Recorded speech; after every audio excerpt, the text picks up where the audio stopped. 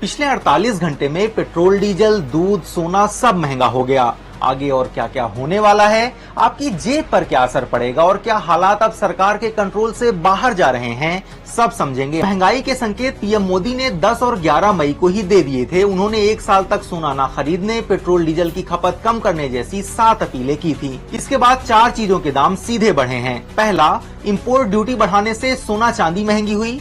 13 मई को केंद्र ने सोना चांदी पर इंपोर्ट ड्यूटी 6% से बढ़ाकर 15% कर दिया। इसके बाद प्रति 10 ग्राम सोने की कीमत 9,000 बढ़कर 1,60,000 पहुंच गई, जबकि चांदी 22,000 रूपए महंगी होकर 2,87,000 रूपए प्रति किलो हो गई। 14 मई को अमूल और मदर डेयरी ने दूध के दाम 2 रूपए प्रति लीटर बढ़ा दिए। तीसरा, 15 मई को पेट्रोल डीजल 3 रूपए महंगा हुआ और चौथा, सीएनजी के दाम भी 2 रूपए किलो बढ़े हैं। इस सब का आम आदमी पर कितना बोझ पड़ेगा, पहले डायरेक्ट असर को समझ लेते हैं। अगर महीने में 50 लीटर पेट्रोल या डीजल खर्च करते हैं तो प्रति लीटर 3 रूपए बढ़ने से हर महीने 150 रूपए का खर्च बढ़ जाएगा। हर दिन 2 लीटर दूध का इस्तेमाल करते हैं तो महीने का खर्च 120 रूपए ज्यादा हो जाएगा। हर महीने 50 किलो सीएनजी खरीदते हैं तो महीने का 100 रूपए बढ़ जाएगा। भले ही डायरेक्ट असर कम लगे, लेकिन इसके अप्रत्यक्ष असर ज्यादा बड़े हैं। जैसे तेल महंगा होने से ट्रांसपोर्टेशन महंगा होगा, जिससे फल, सब्जी और दवाओं जैसी चीजों के दाम बढ़ेंगे। इसके अलावा दूध से बनने वाले प्रोडक्ट, रेस्टोरेंट में खाना, ऑटो रिक्शा का किराया, ऑनलाइन डिलीवरी सब महंगा हो सकता है। अब जानिए कि अभी और किन चीजों के दाम बढ़ सकते हैं। पेट्रोल डीजल 14 रूपए और महंगा हो सकता है। 15 मई को पेट्रोल डीजल के दाम 3 रूपए बढ़ाने के बावजूद कंपनियों को पेट्रोल पर 13 रूपए और डीजल पर करीब 14 रूपए का घाटा हो रहा है। ऐसे में दाम और बढ़ सकते हैं। खाने का तेल 5% महंगा हो सकता है। देश की कई एफएमसीजी कंपनियां खाने के तेल के दाम 5 से 6% तक बढ़ा सकती हैं।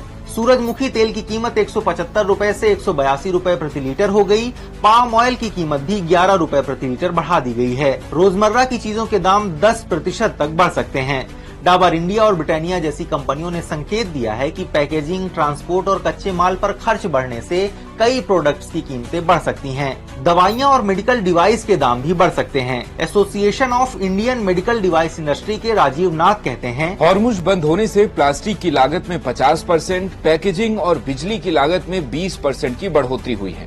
वहीं पॉलीमर का इस्तेमाल सिरिंज, आईवी सेट, बोतल, डायग्नोस्टिक किट और दवाइयों की पैकेजिंग में होता है, इसलिए इनके दाम बढ़ सकते हैं। तो क्या हालात अब सरकार के कंट्रोल से बाहर जा रहे हैं? 4 बड़े संकेत बताते हैं कि चीजें सरकार के मन मुताबिक नहीं चल रही हैं। 15 मई को डॉलर के मुकाबले रुपया 95 रूपए 94 पैसे के रिकॉर्ड निचले स्तर पर आ गया। पिछले 1 साल में रुपया करीब 12% गिरा है, जबकि अमेरिका ईरान जंग के 2.5 महीने में ही 5% से ज्यादा की गिरावट हुई है। फरवरी 2026 में भारत में थोक महंगाई दर 2.26% थी, जो मार्च में 3.88% हो गई और अप्रैल में बढ़कर सीधे 8.3% हो गई, यानी सीधे 2.25 गुना की बढ़ोतरी। ये पिछले 42 महीनों में सबसे ज्यादा है। थोक महंगाई का बढ़ना मतलब महंगाई अभी फैक्ट्री में है, 2 से 3 महीने में आपकी रसोई और आपकी जेब तक पहुंचेगी। पिछले 5 महीने में विदेशी निवेशकों ने भारतीय बाजार से 2 लाख करोड़ रुपए निकाल लिए हैं और ये लगातार जारी है। 1 मई को भारत का फॉरेन रिजर्व करीब 65,60,000 करोड़ रुपए पर आ गया।